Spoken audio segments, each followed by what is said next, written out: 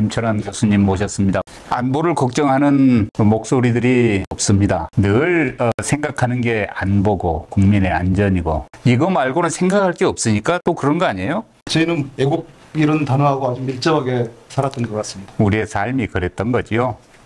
그런데 돌이켜보면 용산에 청와대 집무실을 이전한다는 얘기가 나왔을 때 군인으로서는 굉장히 걱정을 많이 했어요.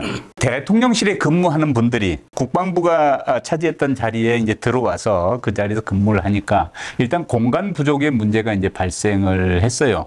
뭐 지금 어쩌지 정리가 돼서 지금 이제 안정화됐다고 생각은 합니다만은 용산 지역의 군인들과 국방부 근무자들과 대통령실 근무자들은 거의 비슷한 공간에서 자꾸 부대끼지 않을까 하는 우려가 좀 있어요. 대통령실이 이전하면서 주요 권력자들이 국방부 근처에 오게 된 일을 볼 때 그런 분들은 아주 매우 기뻐하겠구나 하는 생각을 했는데 저는 그중 대통령실이 이전된다고 했을 때 역대 합참의장 10명이 반대를 했다는 언론 보도가 있었습니다.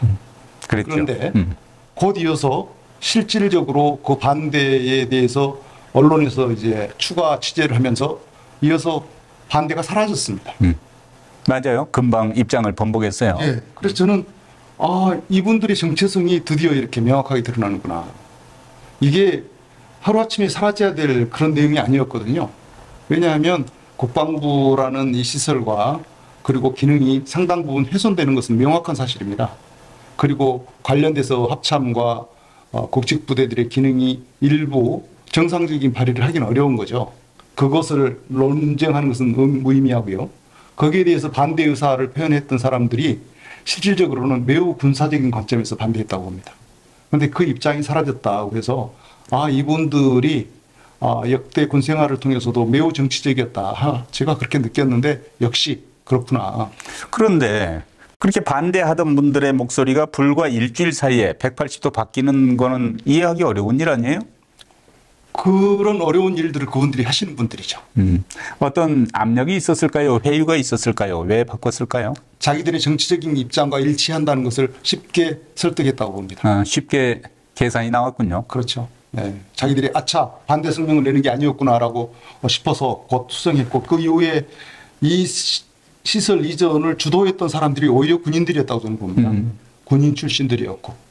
그러니까 첫 목소리는 안보를 기준으로 판단해서 목소리를 냈는데 이제 조금 생각해 보니 나중에 정치적 입지라든가 본인의 역할이라든가 또 반대급부라든가 몇 가지 요소를 생각해 보니 찬성하는 게 낫겠다 이렇게 바뀐 걸까요? 저는 그게 명확한 증거 중에 하나가 이렇게 생각해 보면 답이 나옵니다. 만약 문재인 대통령께서 국방부로 들어가야 되겠다라고 주장해서 한 2주 만에 다 비워라 라고 얘기했으면 가만히 있지 않았을 겁니다. 별다른 계획도 없어요. 마스터 플랜도 없는데 이거 비워야 된다. 너희들이 어디로 갈지는 잘 판단해보고 각자 알아서들 궁리해서 아무튼 비워라라고 얘기했으면 아마 역적으로 간주했을 겁니다. 국가의 안보를 파괴한 당사자로 간주해서 가만히 손을 얹고 군생활을 했던 분들 한번 생각해 보십시오. 군의 핵심 중추가 두뇌가 순식간에 기능을 일부 정지당하는 상황을 두고 군인이라 그러면 어떻게 반응했을 것인가. 저는 그거 상상이 어렵지 않다고 봅니다. 이거 아주 심각한 얘기가 오늘 등장을 하는군요. 그러면 그분들은 지금 용산 대통령 집무실 1년을 이렇게 보내면서 잘했다, 지지하기를 정말 잘했다 이렇게 생각하고 있겠군요. 우리가 추정은 해볼 수 있는데 지금도 조용한 것 보면 잘했다고 생각하는 사람도 아직도 일부 있을 것이고 일부는 그나마 좀 그때 판단이 잘못됐다. 최소한 매우 조급했다. 졸속으로 처리했다라는 데 대해서 생각하는 군인들이 일부 있을 거라고 봅니다.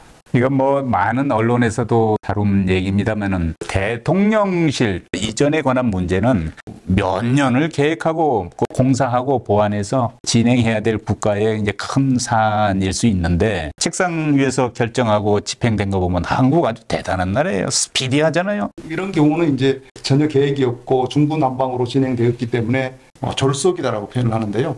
과거에 육해공군본부가 서울에 있다가 예전에 계룡대로 이전했지 않습니까? 그렇죠. 그게 8.18 계획이다 해서. 네? 그렇죠. 그때 대단한 사업이었죠. 계획을 수립해서 저도 그 일부 계획에 이전할 때 경호 경비 작전을 했었는데요. 그렇군요. 이게 매우 치밀한 계획과 당연하죠. 그리고 면밀한 검토를 거쳐가지고 아주 군사 작전을 하듯이 이루어집니다. 제가 또 하나 그런 계획을 말씀드리면 저희가 이라크에 갖다 파병한 아르빌의 자이툰 사단 있지 않습니까? 자이툰 사단 1개 사단입니다.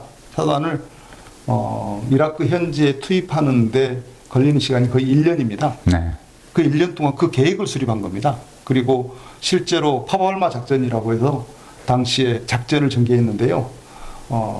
대통령궁을 이전하면서 대통령실의 인원도 만만치 않습니다. 그러면 실제로 경호부대도 있고, 그리고 더 문제는 거기에 파급돼서 계속 이전해야 되는 요소들까지 하면 이거는 규모로 봤을 때는 사단급에 못 미칠지 모르지만 그 중요성과 기능의 경결성을 따져봤을 때는 저희 군 전체에 영향을 미치는 요소라고 봅니다.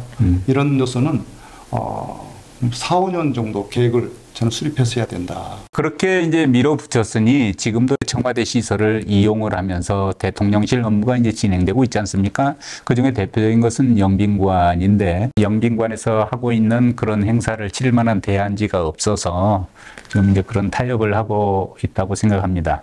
근데 이런 문제는 지금 무엇보다도 대통령의 안전과 경호 문제 때문에 국민들이 걱정을 많이 해요. 주변이 이제 넓은 개발지이고 많은 초고층 건물들이 또 질비해 있고 그러다 보니 대통령실 안에서 일어나고 있는 일들이 다 관찰된다는 거 아니에요? 주변에서. 네. 대통령께서 이렇게 투명하게 그 행정을 진행하시려고 노력하신다는 생각이 듭니다.